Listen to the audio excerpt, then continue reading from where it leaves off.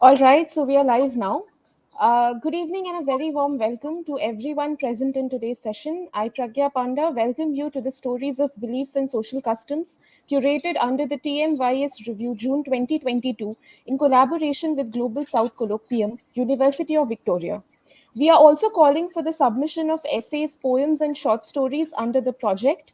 To know more about the submission guidelines and the project architecture, please visit www.tellmeyourstory.biz. This evening, I consider myself very privileged to be in the company of our esteemed panelists, Professor Gaurav J. Pathania, Professor Beth Perry, and Dr. Hindol Sengupta, who will shortly share their views and insights with us. The topic of today's discussion is marginalized communities and the mainstream festivals under the sub theme Festivities and Ritualistic Practices. All of them are experts in this area with many years of professional experience. So, before we start today's discussion, I'd like to take the opportunity to introduce our speakers.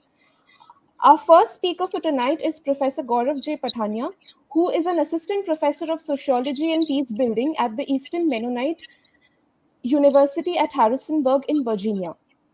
He also teaches at Georgetown University in Washington, D.C. He has recently authored his first book, The University as a Site of Resistance, Identity and Student Politics, Oxford University Press 2019. He serves on the editorial board of the South Asia Research Journal of the School of Oriental and African Studies, London. He is an anti caste writer, poet, and activist, and currently working on his memoir. He won the National Poetry Award for 2016 by the Poetry Society of India. His poetry appears in the J-Cast Journal of Brandeis University. We welcome you, sir. Thank you for joining us this evening. Thank you, Pragnya. Our second speaker for tonight is Professor Beth Perry, who is a professor of urban knowledge and governance and director of the Urban Institute at the University of Sheffield. Her research focuses on the theory and practice of co-production in urban governance and research with a focus on addressing urban epistemic inequalities. She publishes widely on these topics in monographs, journals, and the popular press, and produces creative output for different audiences. We welcome you, ma'am. Thank you for joining us this evening. Thank you very much for having me. Our third speaker for tonight is Dr. Hindol Sengupta, who is a multiple award-winning historian and author of 9 books. He has a doctorate in international relations from the Geneva School of Diplomacy and International Relations and was trained in history, politics, and international relations as a Chevening Scholar at the Worcester College, Oxford, and in business and finance as Knight Baggot Fellow at Columbia University. He is a World Economic Forum Young Global Leader. We welcome you, sir. Thank you for joining us this evening. So now we open the forum for discussion. I would request Professor Pathania to begin. So over to you now.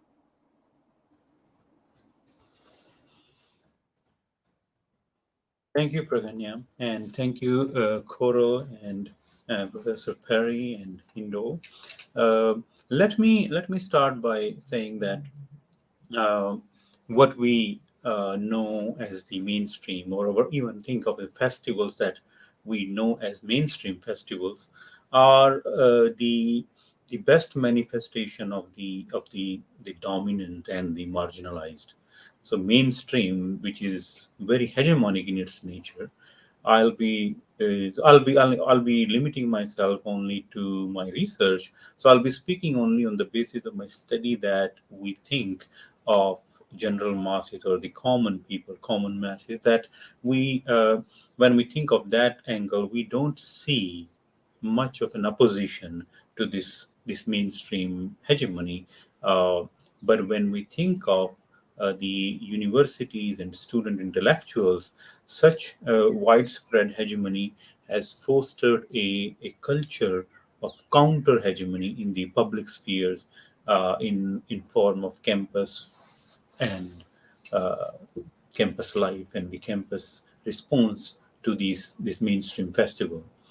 Uh, Counter hegemony, that I am trying to say that here, which is making a point that marginalized, uh, you can think of marginalized communities or marginalized groups that are presented by the mainstream, are as villain and they are the one who are humiliated, thrashed, and thrown by the dominant group, who and are very so this dominant group has a mastery over uh, kind of deceiving people by using his caste, color, language, and also what is the body language, and that we've seen in the everyday life, Indian life. Second point I want to make is that when we look at the idea of marginalization in the context of culture, uh, then who is marginalized or who is more marginalized than others? We should not ignore that India still uh, almost 65 to 70% still lives in the villages. Now there are more urban villages, but there are still 60% are villages, like pure villages. And most of our studies in social sciences are are centering are centered around city life, city culture, and that is our perception of mainstream and marginal, which is guided by these notion of social sciences studies. Uh, but when you think from the rural perspective, and you can think of all the festivals that we celebrate, and similar thing about the our neighboring country Nepal, which share the similar culture, Hindu culture, where you have very similarity of celebrating the so those festival. Rural spaces, which often don't become part of this mainstream academic discussion, are the worst affected spaces of this marginalization process. Our consciousness as a city person is still governs with the mainstream notion of village. We still go with the popular notion of Gram Swaraj, which Mr. M.K. Gandhi said, village republic. And on the other hand, Dr. Ambedkar said that every Hindu village has a ghetto. So the Hindu lives in the village and the untouchable lives in the ghetto. And this is the most popular, how highly cited quote of Dr. Ambedkar by the scholars. So what I'm trying to say that cities in the that sense are kind of having a much better understanding of rationality and meritocracy, the language. So, but I'm not denying the fact that caste doesn't exist there. Caste continue to be an important form of organization of spaces in urban India, and continues to manifest in residential segregation as well. So you still have caste-wise colonies, you still have group solidarities that are based on the basis of caste, and so what is happening over a period of time, that with the social mobility that we see around, so these things are changing, but this notion of marginal and mainstream are reflecting in the form of violence that we see in when we think of this festival. And if you notice in terms of religious violence that has been going on in the country, and caste violence. Uh, Whenever there is a violence in with the marginalized caste, it actually violence always polarize caste. Those within the dominant caste, of course, they might have a sympathetic attitude towards the lower caste and all, but still would turn into a very caste specific subjects when it comes to violence.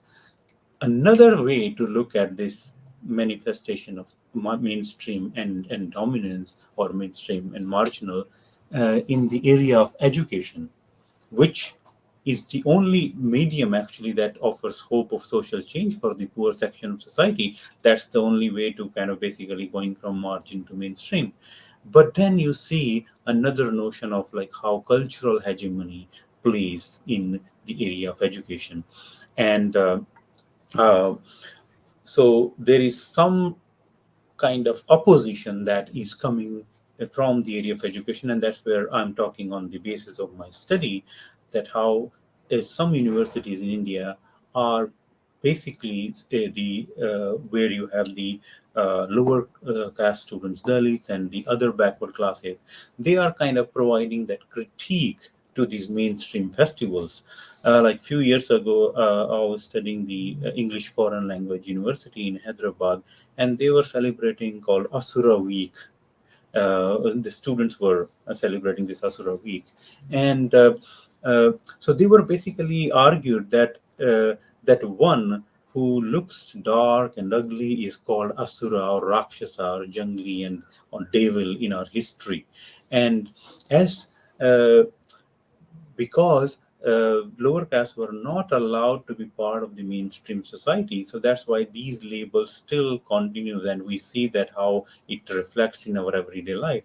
So as a result, what this Asura week that it's celebrated by the student, where these lower caste students and including also the Muslim student, many upper caste students who were actually collaborating with these ideas, and they started painting their face as Ravana, Hidimba, or Shurpanakha, and Mahisasur, Baliraja, and all these characters which are presented as the villain, the negative character in history. So during that week, they had various competition held where slogans of rangolis and all those things to in tribute to the evil character in Hindu epics. So, in the similar way, their neighboring campus called Osmania University, they published a lot of literature and pamphlet boycotting the Ganesha Fest festival to preserve the secular space of the campus. They said, if you are celebrating this, then you celebrate all of the festival, and so the debate goes on. So, in what I'm saying is that in almost all the sphere of campus life, you see that that critique is keeps coming, and in the public life as well, you see that in terms of marriage and kinship and all the religious action and belief, uh, there are these issues of purity, pollution, purity, impurity that goes on, and how we divide our society on that basis. And so mainstream always takes over, and it is so here, just to remind that mainstream is not the one who is actually in majority. It's the ideology that is the mainstream ideology, which is followed by the majority, not that it is the majority people who are mainstream. So there has been, when you look from these angle, like if I give you that how much struggle, that constant resistance that has been coming from the marginal section, and there has always been a contention between the mainstream and marginalized, and that needs to find some peaceful solution. And I think I would love to expand some of the argument here in terms of that how we when we think of mainstream, we think of that how we follow uh, the that this idea, this ideology in the form of the celebrations. But there is from the campuses, from the students, that resistance is coming up, and I can give you one example how I was studying uh, in 2010, some of the students who were opposing the celebration of Holi, and it was from the All India Backward Student Forum. They said Holika is about Holika Dahan, the history that they tell us.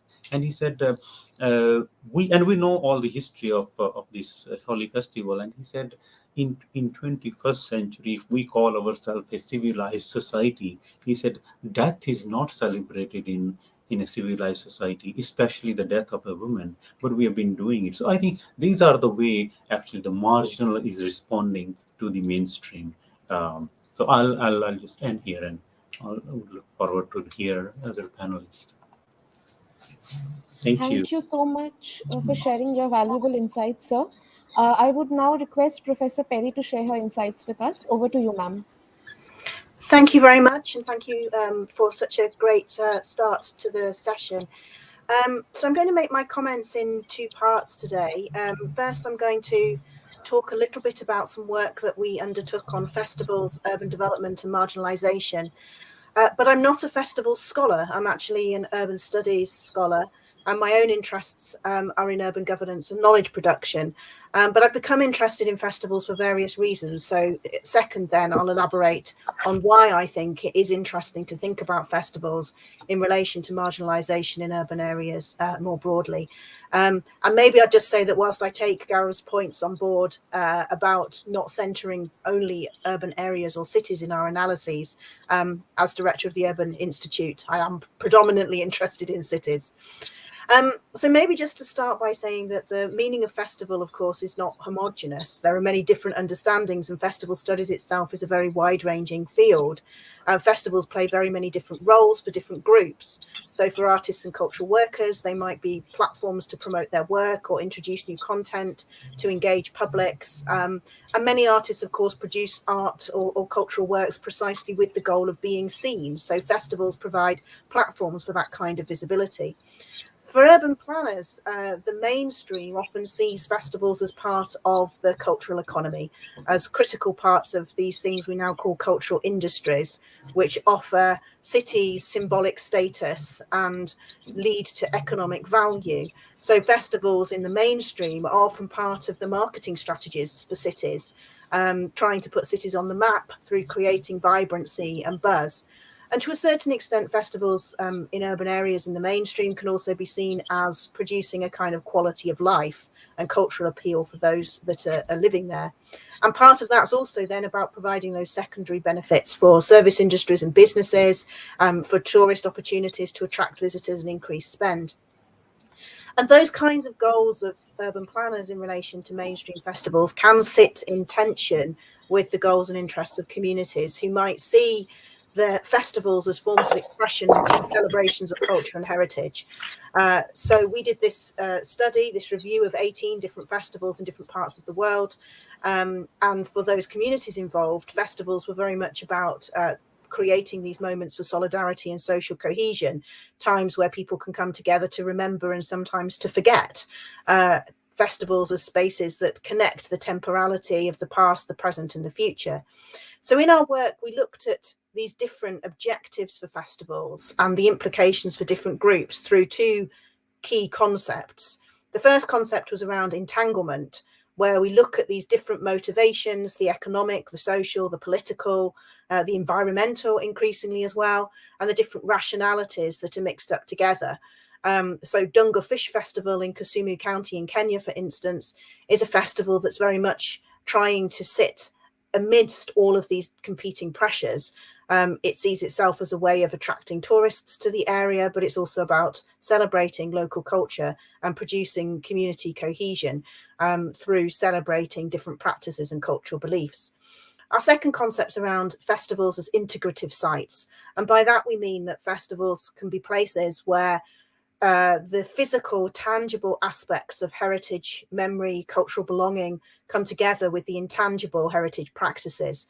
And again, there are very many different examples here. And sometimes those festivals might have very political sort of goals in mind. I think it's also worth saying that the urban festival scape is very wide ranging. So within one city, there may be many festivals doing different things. And here I'll just try and share my screen to share a little bit about what's happening in Greater Manchester. Let's see if this actually works. You can tell me, someone will tell me, I'm sure, if it doesn't. So I think that is, I can see that that's working. So what I wanted to just scroll down to here was to think about Manchester's festival scape as a way of looking at these questions around marginalisation and the mainstream. So let's start here with Manchester International Festival. Manchester International Festival takes place every 2 years, and it's very much a festival that is shaped and determined by the mainstream, by urban planners, cultural specialists, tourism, economic development agencies. This is part of Manchester's place branding to try and make itself an urban, cultural and knowledge capital and contribute to economic growth and development. And as the name suggests, this is an international festival much more than a local one, even though over time they have tried to increase the local relevance and aspects of the festival itself. For instance, having parts of the festival in people's homes, reducing the cost of attendance at the festival for local people, or celebrating Manchester's people who live in the city themselves. And these are some of the photographs that were taken of Manchester residents as part of Manchester's International Festival.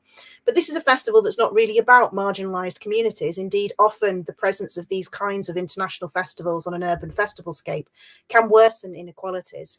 One example here is Manchester International Festival's investment in a vertical farm project called the Biospheric Foundation. And this was a pop-up urban food experiment that sought to create a vertical farm within an old Victorian industrial building during the 18 days of the festival. But because the vertical farm project had been produced just for those 18 days of the festival, there was no real community engagement. There were a lot of tensions that were created, and there was little thought given to the kind of legacies that were left behind.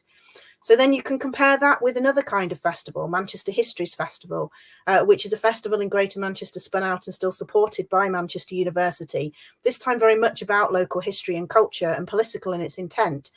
So a couple of years ago, when there was a centennial anniversary of some political protests and parts of the democratic movement in Manchester around Peterloo, they had a number of different political debates and they crowdsourced different interventions from different parts of the community. So unlike Manchester International Festival, this one does tend to have tendrils that reach out into other parts of the city. And then we can contrast that with a festival here, Odsal Festival. Odsal is an area in Greater Manchester that sits between huge areas of local investment and the city centre, but is itself reasonably marginalised and, in the Greater Manchester context, one of the areas of lowest income. And Odsal Festival is a local festival run by and for communities, but nonetheless it's not unproblematic. When I went to Odsal Festival to see what was going on as part of our research, we saw how local services were piggybacking onto the local community festival as a way of reaching communities that they see as being hard to reach. So we saw the police, for instance, sponsoring activities to try and create different kinds of relationships with the community, but also as forms of monitoring and control. So what starts as a community festival in this instance can often end up as something very different. So why am I interested in this? And perhaps I'll just then end there.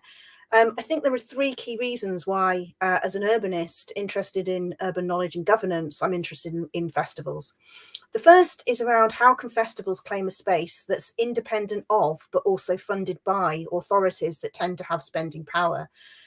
Often an organisation or a festival needs to be visible and formalised to receive funding and support and to generate the kinds of partnerships that can keep it going on an annual basis. But receiving that funding itself can change the nature of the relationship. So I think there's something very interesting about how the informal creative economy works, particularly on terms that are dictated by marginalised communities themselves. The second point is, how can festivals be moments for giving voice and visibility to marginalised communities, again on their own terms? Festivals are often, by definition, temporary and fleeting, but creativity is really important in political and social engagement. Often existing forms of participation can be dull and boring or staid. So there's a real question there about how we find more creative ways to engage with marginalised communities, whether that's through festivals or something else. And the third point is then, how can we sort of think about creative mechanisms and processes, not only festivals, but that support economic epistemic justice. That is valuing the knowledge that people have about their own lives and in thinking about what that means for urban planning and policy. Because the bigger issue here, I think, is really that urban governance is built on what I call epistemic monocultures. And these are very limited ways of seeing and knowing the city. So urban governance is fixed and relies on certainty, and there are very limited ideas of what counts as evidence for urban decisions. Many communities don't fit in with those kinds of models and ways of working. So we really need to rethink knowledge governance and politics of the city if we want marginalised communities to be more involved. And of course, just a sort of last reflection, in the same vein as Gaurav did in his comments, communities are marginalised by someone, by something. It's not an adjective, but it's a verb. It is done to them. And so I think we need to attend to how festivals and other forms of creative engagement can potentially address some of those structural exclusions. So thank you very much. Thank you, ma'am, for your valuable insights. I would now like to request Dr. Sengupta to share his views and perspectives on this topic. Over to you, Dr. Sengupta. Thank you. Thank you very much. I want to reiterate that my primary academic work is in the field of international relations and not in religion. However, as a historian of religion, somebody who is a practitioner of the writing of history of religion in India in various ways, including in my 10th book, which just came out today, I have deep interest in the subject. I found both Dr. Pathania's and Professor Perry's comments very useful and illustrative, and I want to build on them as the third speaker. I want to broaden the canvas of our conversations from being quite limited to localities or countries to really the whole world, and ask a deeper question about what festivals, how are festivals seen in the East and the West? What makes a festival Eastern and what makes a festival Western? Who decides what is an Eastern festival and what is a Western festival? And I want to build on a very interesting new book, and she's not the only one, of course. Many others have made this point very successfully. But the latest on this very long line of academics and scholars who have made this point is Caroline Elkins of Harvard, who has this new wonderful book on the latent violence of empire, and indeed how that violence had a cloak, as it were, of the idea of liberalism, and how the empire's liberal mission, hid deep-seated systemic structural violence.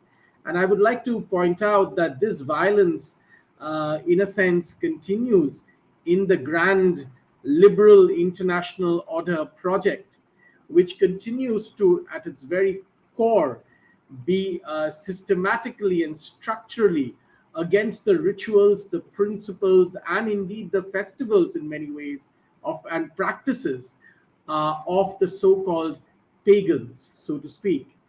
Now, this entire point is sometimes negated by some commentators by saying, look, festivals become global, and therefore, they lose the ownership of one community or country, and they take the format of the whole world. Now, these commentators point out that such festivals, in a sense, become or are stripped away of their specificity, so to speak, and get a sort of, for the lack of a better phrase at the moment, a sort of secular coloring, which everybody can participate in. Therefore, Christmas becomes only about Santa Claus, and in my particular context, Diwali is only merely a festival of light.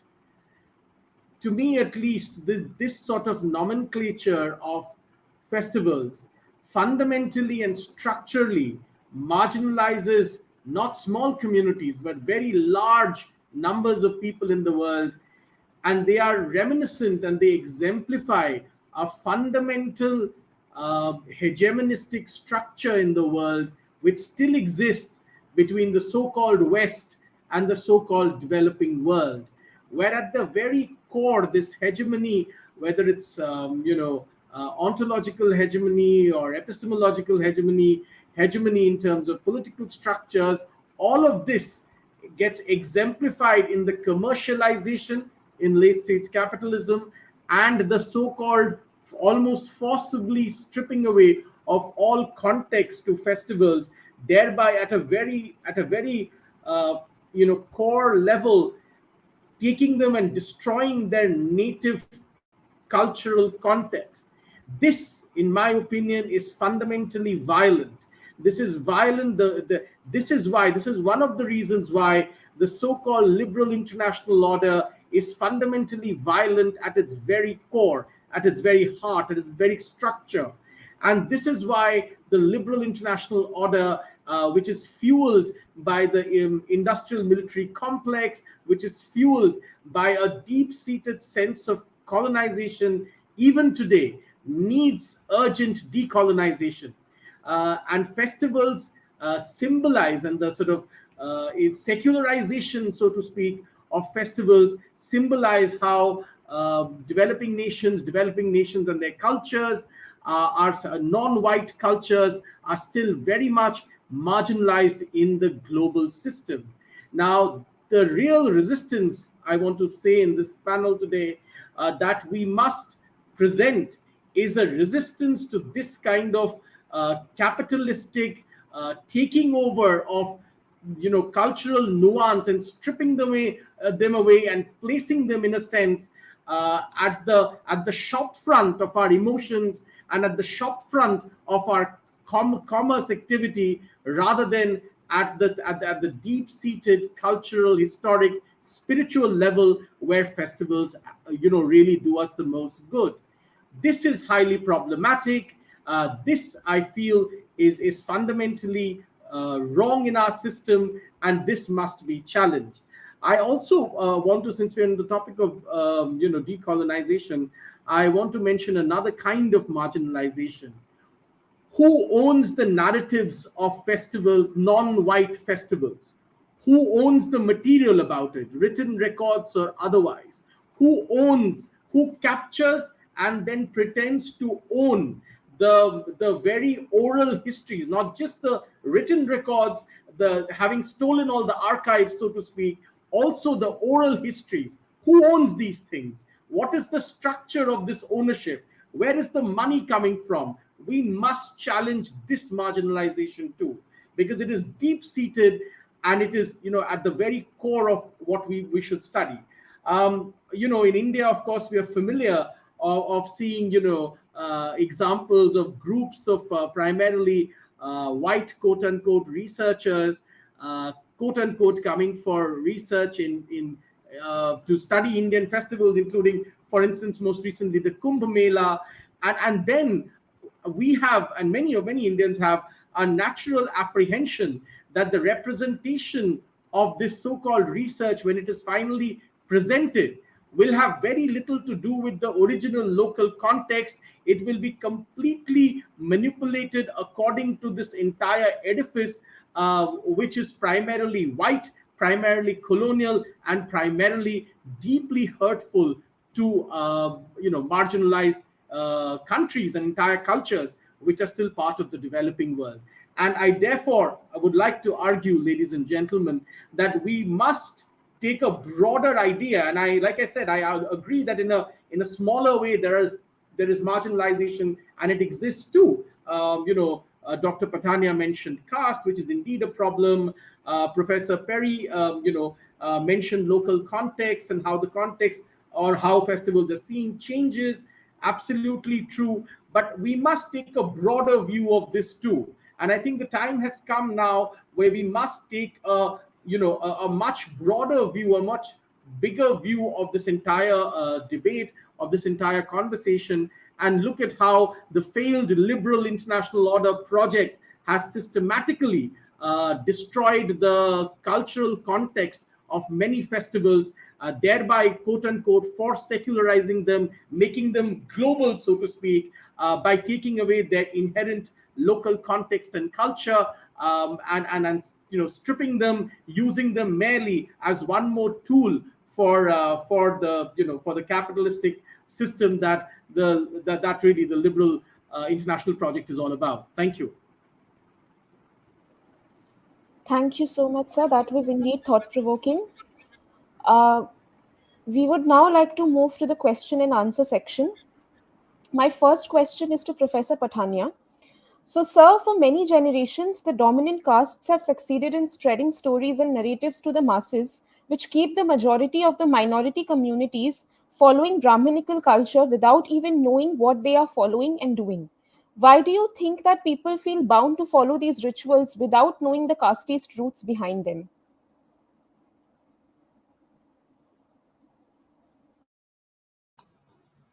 Thank you, Praganya.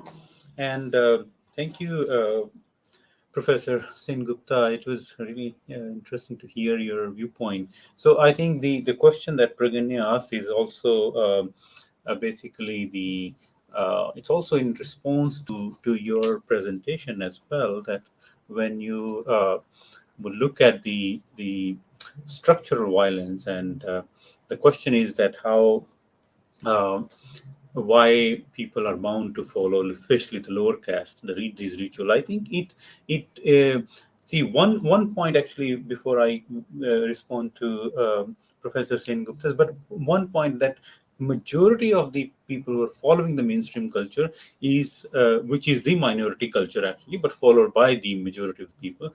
It is not only the Brahminical culture. It is due to the fact that we get to read more of the mainstream research. That's why we know more about the process of Sanskritization, that through Professor M. N. Srinivas, who using this term Sanskritization. But we don't often hear about a sociologist from Bihar, Professor Surajit Sinha, who concluded in his research that it is, he said, it is more than Sanskritization, it is Kshatriyization. Kshatriyization, which means that whenever there is a social mobility among lower caste or marginal caste, they tend to follow the martial caste, the warrior caste, not the Brahmins. And that's why when you think in terms of festivals, Diwali, for example, provides a counter narrative, or sorry, the counter narrative through Diwali is offered by Periyar and Phule and many other people, in the form of that how one present their community as the warrior community. Everyone wants to link their community as some kind of that warrior element in that, more of the martial element in that. So that's one point. Second is uh, in and I'm just quoting from my research in 2012 when I was doing this research in FLU. So see how people are not always following the mainstream. There is opposition that is coming. Let me show quickly the sorry. Let me show you quickly the.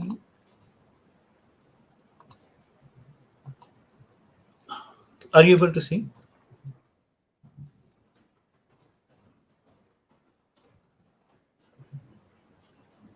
No, sir. Okay. Oh, sorry. So this is a poster actually was designed by the university students, and this was was an opposition to Onam festival, which is of course the popular festival of Indian, especially South India. So why should we celebrate your harvest when your harvest is always left us landless, poor, and deprived?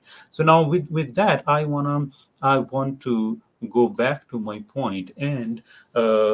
Address these, that when Professor Sengupta is kind of emphasizing a lot on the colonization process and decolonization process, I partially agree with that. Of course there needs to be an opposition, but it is not the primarily, it's not a primary category that needs to be opposed. I think the primary category that is actually the structural category is the caste category, because see, colonialism has only a very recent history, but what was after that? This So when we emphasize so much on this colonialism, we are kind of undermining and in fact ignoring and rejecting these thousands of years of history of subjugation that appears in everyday life, and that you can see in form of festival. Like, how would we address this question then when we look at these issues? For example, if I share my screen again, so when you look at these examples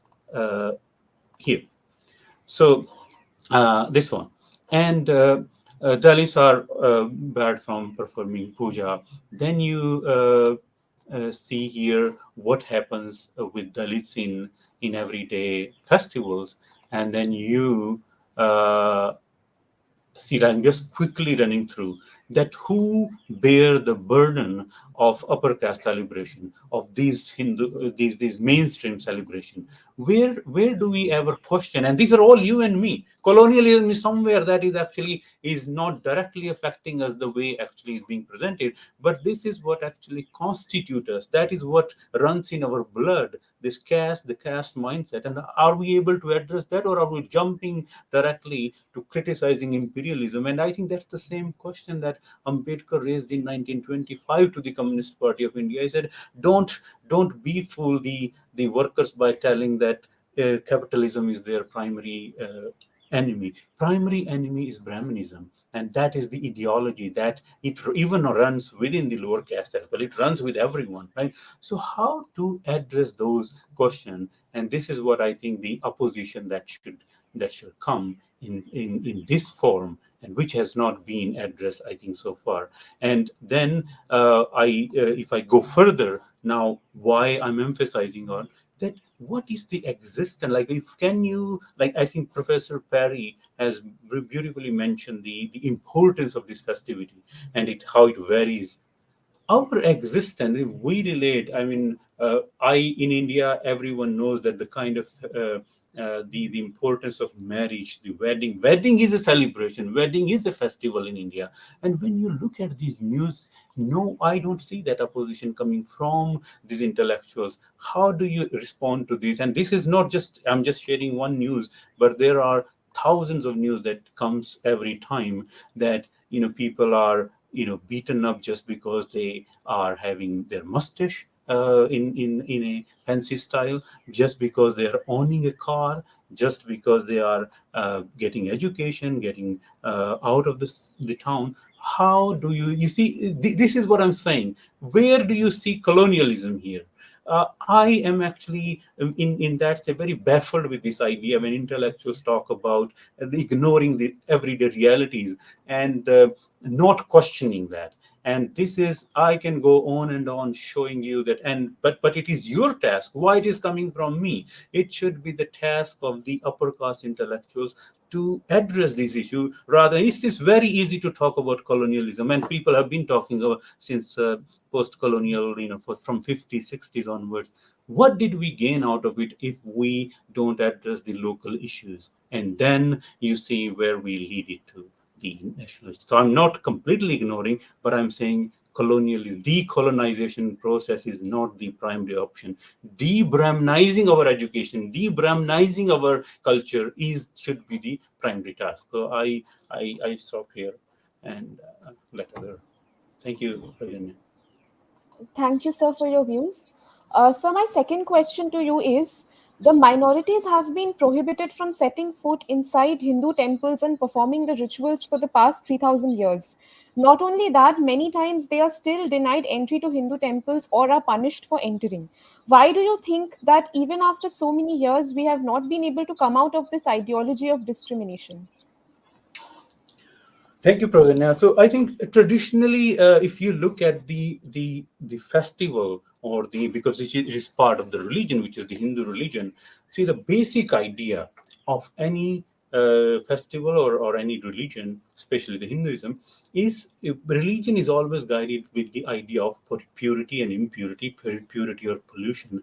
And the way they divided the caste system, it's all about the pollution, and that I am untouchable because I'm born in certain way, and that it does not change. As you are born as a Brahmin, you will die as a Brahmin. There is no escape, right? So that is the reality. So as part of the ideology of purity pollution, the untouchables, the outcasts, were relegated outside the main village to maintain social and cultural distance, and that is the distance that we are, that reflects in the festivals as well.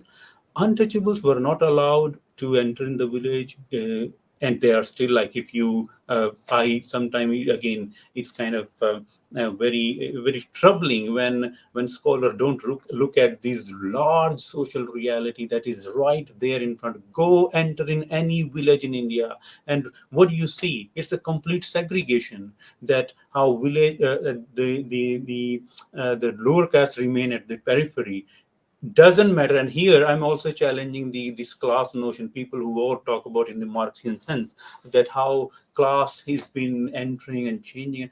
I mean, how it does not matter how much money you have as a village person, you don't dare to buy a piece of land in the upper caste neighborhood, and that is our reality. So it is kind of, are we addressing that? And then coming, elaborating my argument further, that how it reflects in the everyday life in terms of exchange of food, water, and how these becomes a contentious issue, that when people are untouchability practices are going or coming through this way, and then the local practices that needs to be challenged. And I, in these 60, 70 years of history of social science in academia, none of the Marxist intellectuals from any section has ever come and challenged these practices. And that's why I emphasize a lot in a very Stuart Hallian way, that are we, when will we able to challenge the cultural practices? And that is what we foremost. And there is a intellectual from the lower caste, Professor Kanchalaya, who said very beautifully, he said, why should I worship the God who does not speak my language? So now with this statement, you see the kind of resistance one is trying to present, and that statement led to a lot of other argument, that we have been calling Saraswati as the goddess of education for thousands of years. And he said, tell me a name until modern India that where women got education. You never gave education to women, and then you're eulogizing them by calling them goddesses. I mean, what kind of hypocrisy is that? Do we see that any opposition coming from the upper caste intellectuals? So in a way, what I'm saying is that that the mobilization needs to be happen on this ground. Mobilization not for the political votes or parties, but mobilization should start from everyday life. How intercaste marriage is still a major issue. Do ever intellectuals talk about it? Those who immediately jump to criticizing or moving, talking about imperialism and centuries of subjugation by the dominant caste have made these lower caste fully now in economically dependent on them. But as marginalized communities are gaining access to education and other resources, things are changing. We see social mobility functioning, but what is not changing is the mindset, the minds of caste that so strongly are there, which is hard to change. Therefore, I if the and education is, I'm not saying that education is the only way, but to counter the process of this internal colonization, I would call, of education that has been going on. Education first must be de-Brahmanized. In Ambedkar's term, the destruction of caste requires an ideational change, and that ideational change should come through education, through should come through our festival, through our responses to our culture. So critical question do not always stem from textbooks. This comes from our own everyday experience, the lived experience. So I think in that sense, I emphasize a lot on de-Brahmanizing education, and then understand this Indian reality, and the broader issue, the larger global issues comes later. Thank you. Thank you, sir. That surely gives us a lot to think about. My Now I would like to ask Professor Perry. The first question to you, ma'am, is: due to epistemic injustice, some key processes involved in understanding public policy get ignored. The sufferers are always the marginalized communities. Can you share your perspective on this? Yeah, thank you very much. It's a really good question. So maybe I'll start just by outlining two assumptions on which sort of public policy engagement is often based. The first is that public policy engagement always has to be a very serious matter that takes place around a table. And I think this is an assumption that is based on very particular ways of seeing and knowing and understanding what public bureaucracies are there for. The second assumption is that people fundamentally who don't want to sit around that table in those particular forums, therefore don't care. So there's this lazy relationship that is assumed to exist between so-called apathetic communities that don't turn up to vote or don't turn up to public meetings, and their inability to care about everyday culture and everyday politics. And I think here, festival, we can perhaps mobilize not just as a concrete phenomena, but as a state of mind.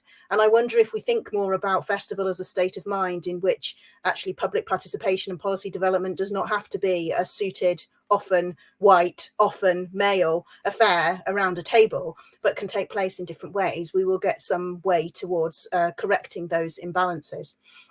I think part of the other problem is that participatory processes are often designed by and on the terms of decision makers themselves. So in our work, we talk about participation as a form of participatory statecraft, in which consultation and community engagement is really only designed to get knowledge from communities to meet preconceived ends and goals of decision makers.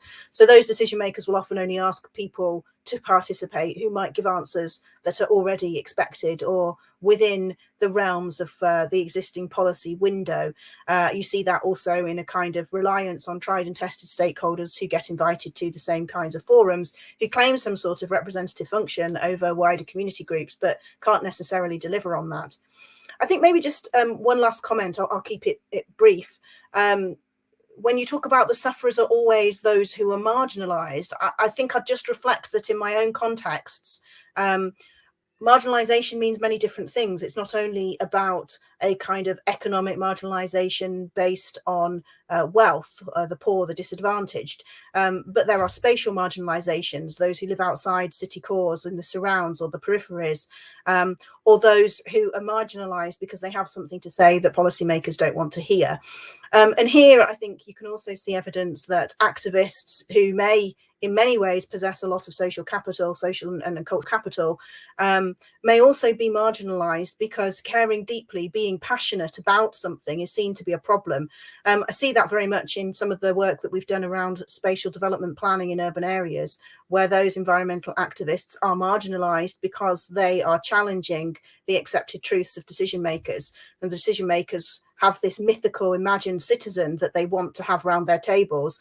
Most recently, that's been the young. If we do everything for the young, they will give us these glossy visions of the future. And the older activists who realize more keenly maybe that time is running out than they did in the past are excluded because they're posing difficult truths.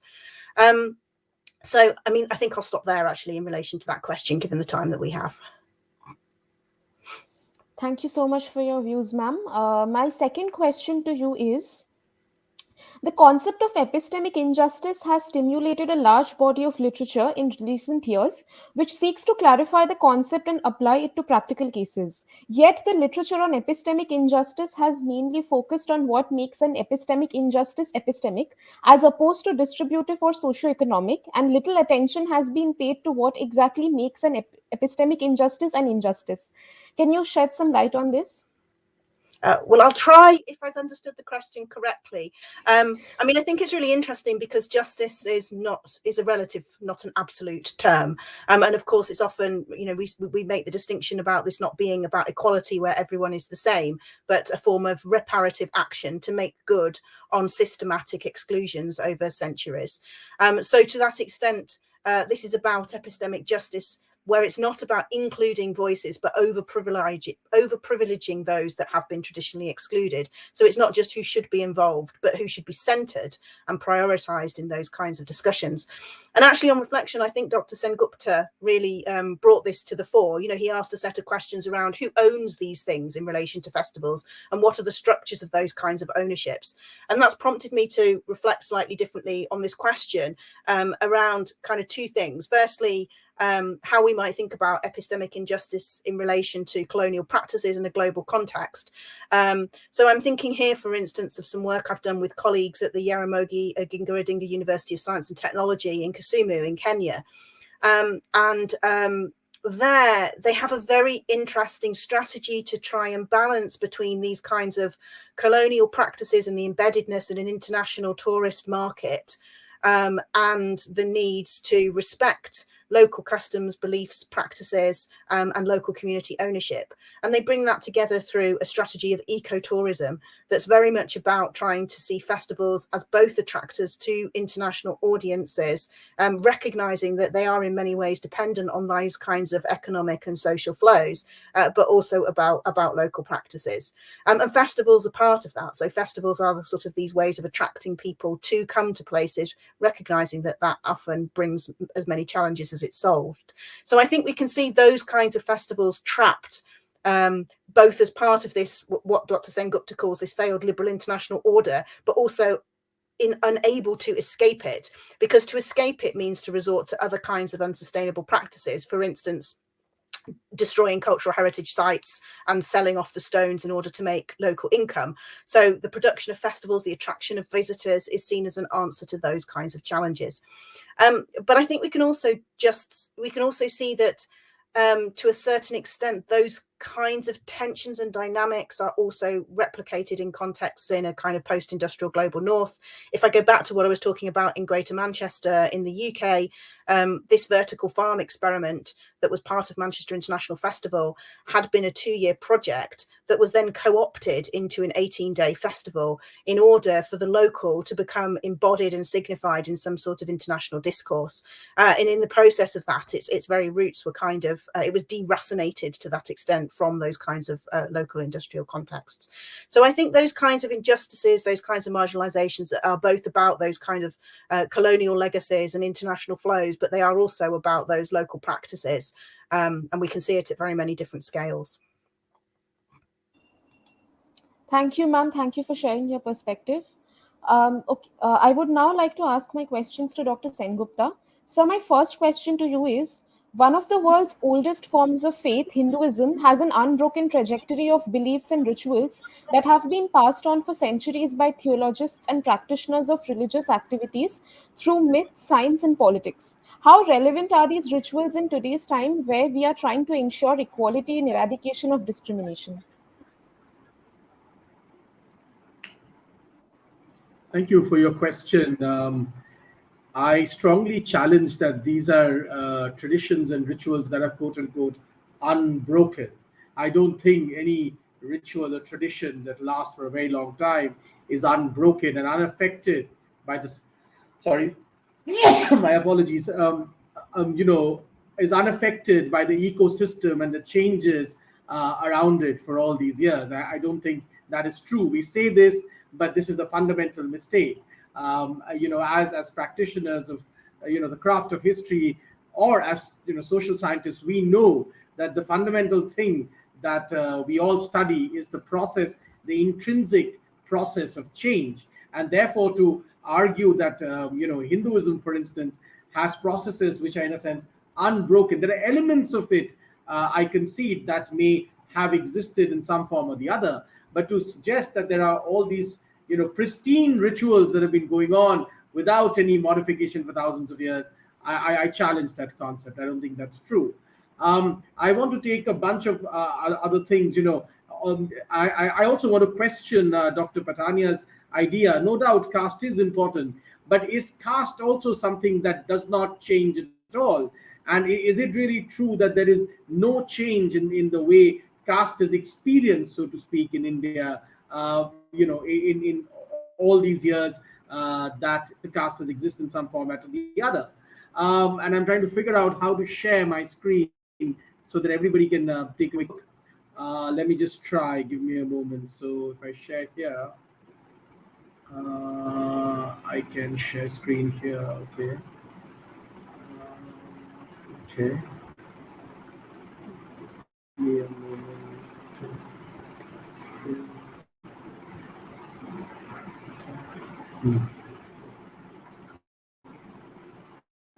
Okay, so this is the first thing that I want to share from the Times of India, where I think one of the examples that were cited in this program was, about Dalit priests in temple for the past 200 years, not 1 or 2, but 200 years. So that's one of the things that I want to share, and I'll talk about all of these things. And stop.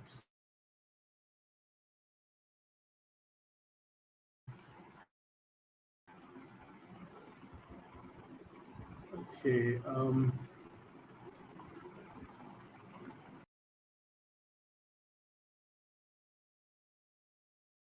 I think there was a network issue because of which Dr. Sengupta got disconnected.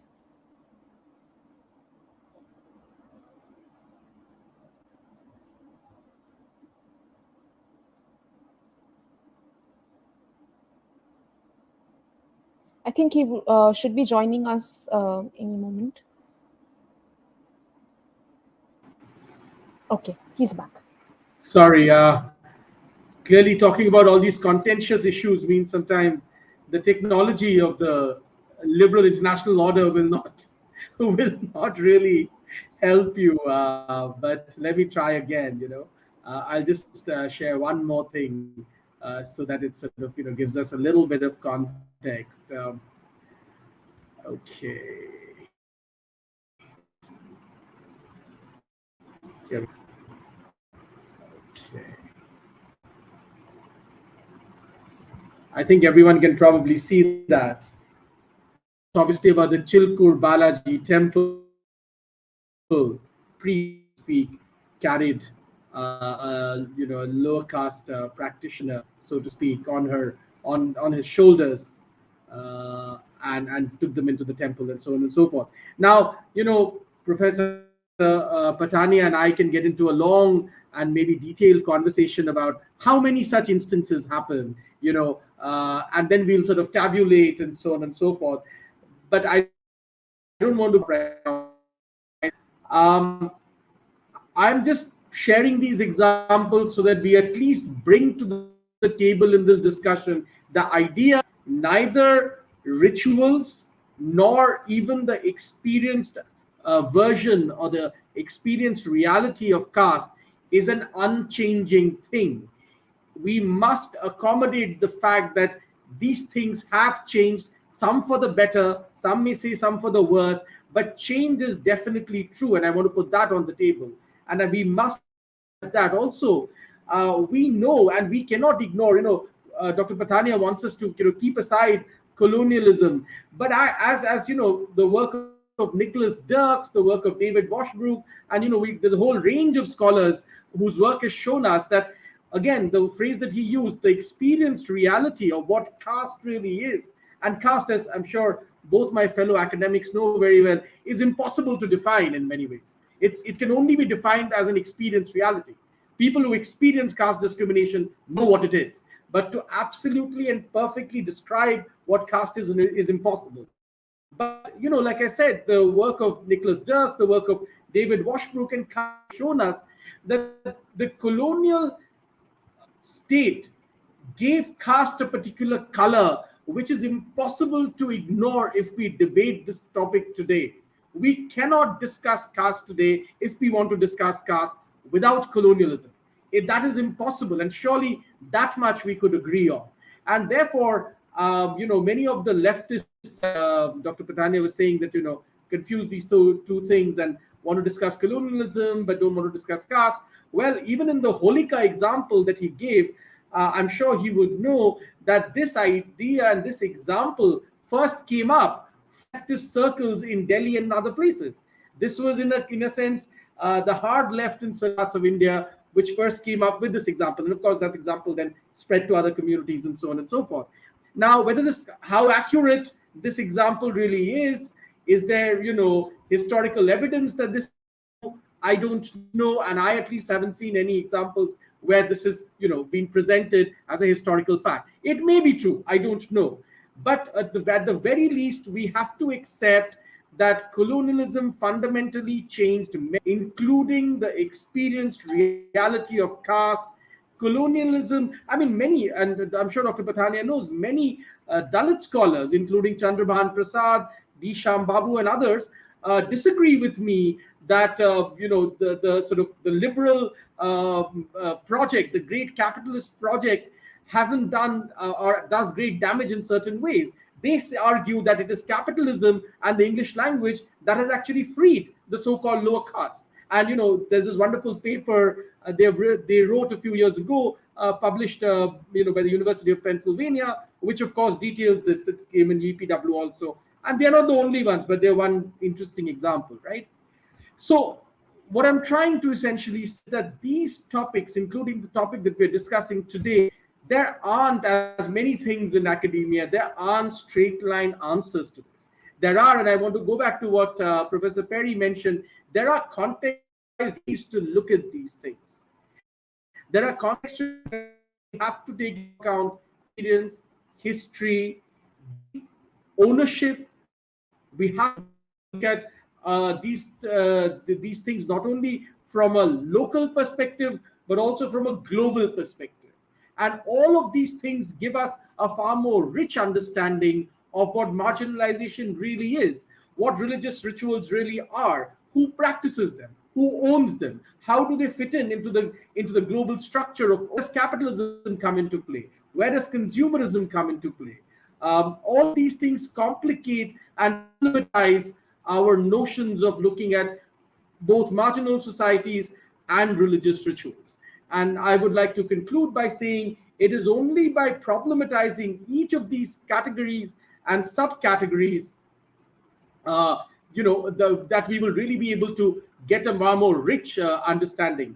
And I see that Dr. Pathania has written, as a scholar, one shouldn't undermine the thousands of years of recent colonial history. I don't think that's what we are doing at all. We are trying to, and as many before us, including, like I said, Dirks, we are trying to problematize this entire story and to argue that this is a far more complicated story than either of the multiple sides that are in argument actually concede, right? And as is perhaps evident even in this panel, right? We must complicate the story further. We must problematize the story further, and we cannot escape the multiple lenses and categories through which this issue can be looked at. Indeed, the multiple categories that this issue overlaps. Thank you. Thank you for your answer, sir. My second question to you is, in your book, Being Hindu, Old Faith, New World and you have talked about how faith is one of the most powerful arguments for plurality, unity, and diversity, and even more than the omnipresent power of God, the sublime courage and conviction of the man. Can you please share your perspective on this idea of unity?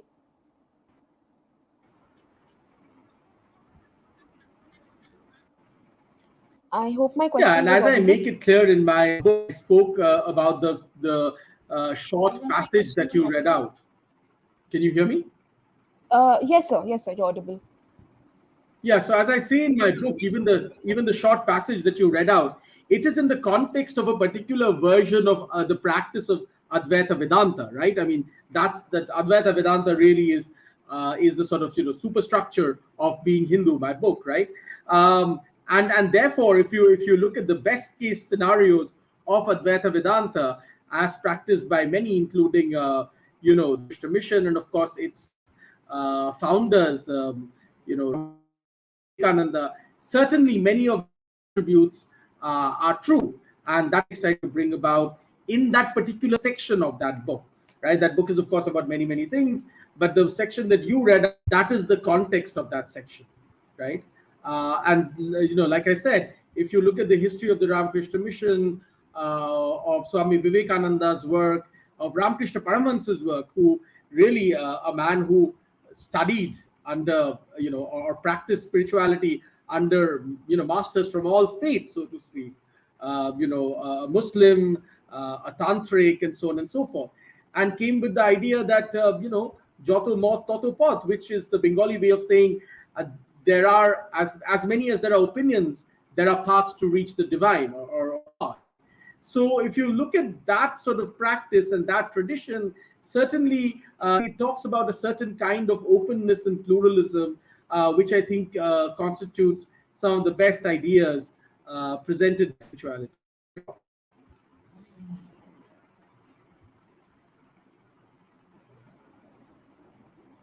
Thank you for your answer, sir. All right, then, with that, we come to an end to tonight's discussion. Thank you to each one of you for sharing your knowledge and valuable insights with us. I'm sure that our live audience that is watching this on Facebook had a wonderful time as well. I thank you all for taking out time from your extremely busy schedules and for being a part of this discussion organized on the TMYS platform. It was an absolute pleasure to have been in your company this evening. Thank you.